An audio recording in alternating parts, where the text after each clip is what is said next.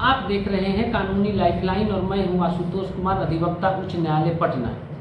आज मैं बात करूंगा एक ऐसी योजना के बारे में जिसके तहत शादी कीजिए, इनाम लीजिए कहा जाए तो कोई भी अतिशयोक्ति नहीं होनी चाहिए। किसी को भी इस बात को लेकर अतिशयोक्ति नहीं होनी चाहिए। जी हाँ, केंद्र सरकार हो या राज्य सरकार, दोनों ही सरकारें समय समय पर जातिगत बंधनों को तोड़ने के लिए, सामाजिक कुरीतियों की बीड़ियों को हटाने के लिए या उनको दरकिनार करने के लिए नाना प्रकार की योजनाएं कार्यान्वित करती रहती हैं। उन्हीं में से कुछ योजनाएं लगभग देश के हर एक राज्य में किसी न किसी रूप में विद्यमान रहती हैं, चलते रहती हैं। उन्हीं में से एक योजना है अंतरजातीय विवाह योजना, जिसके तहत नवविवाहित जोड़ों को कुछ धनराशि को दे करके अंतरजातीय विवाह योजना को प्रोत्साहित किया जाता है।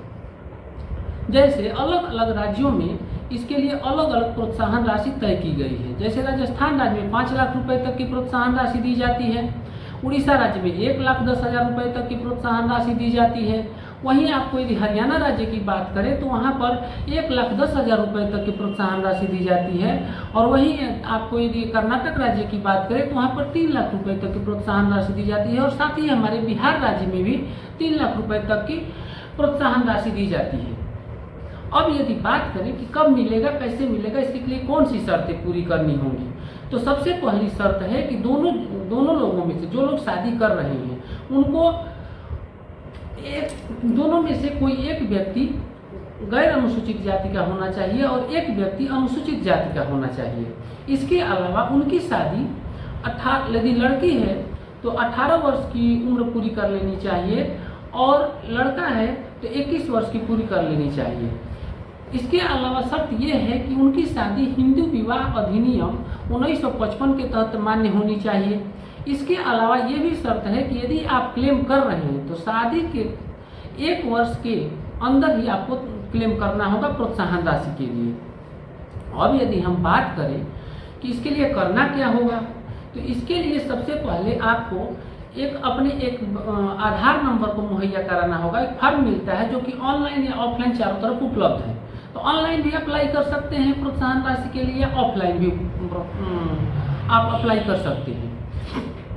करना आपको केवल इतना है कि जब आप प्रोत्साहन राशि के लिए क्लेम करने जा रहे हैं तो ये सारी चीज़ें आपको उस फॉर्म में फिलअप बतानी होंगी और आपको एक बैंक अकाउंट देना होगा, जिक्र करना होगा आधार नंबर, जो कि आधार नंबर के साथ लिंक्ड हो। अब यदि आप ये दे रहे हैं और सारी प्रक्रिया को फुलफिल कर रहे हैं, अपने जाति प्रमाण पत्र, जैसे कि आप अपने जाति प्रमाण पत्र, अपने बैंक अकाउंट डिटेल, अपनी शादी कब हुई, 1955 के तहत आपकी शादी रजिस्टर्ड हुई या उसका प्रमाण पत्र, इसके अलावा आप अनुसूचित जाति जनजाति से हैं, कहाँ किस कास्ट से बिलोंग करते हैं, इसका प्रमाण पत्र, ये सारी देने के बाद, ये सारी चीज़ें डिटेल उपलब्ध करने के बाद आपको एक अनुशंसा पत्र देना होगा जो कि आपको आपके इलाके के सांसद, विधायक, डिस्ट्रिक्ट मजिस्ट्रेट, लोकायुक्त के द्वारा इशू किया हुआ, निर्गत किया हुआ होना चाहिए। अब यदि आप कर देते हैं सारी चीज़ें, एंट्री डिटेल कर देते हैं सारे डिटेल का, तब आप ऑनलाइन या ऑफलाइन फार्म को अप्लाई कर दीजिए। इसके बाद आपको बिहार सरकार की भी बात करें तो इसके अंतर्गत ये है कि आपको 3 लाख रुपए की धनराशि दी जाती है। अब इसमें होता ये है कि 1.5 लाख रुपए आपको उसी समय मिल जाएंगे अप्लाई करने के कुछ दिनों के बाद ही, और 1.5 लाख रुपए आपको 3 साल बाद दिए जाएंगे, ताकि आपके जीवन यापन को सुनिश्चित रूप से जीवन यापन में सुधार हो सके। तो आज के लिए बस इतना ही, हमें दीजिए इजाज़त, तब तक के लिए धन्यवाद।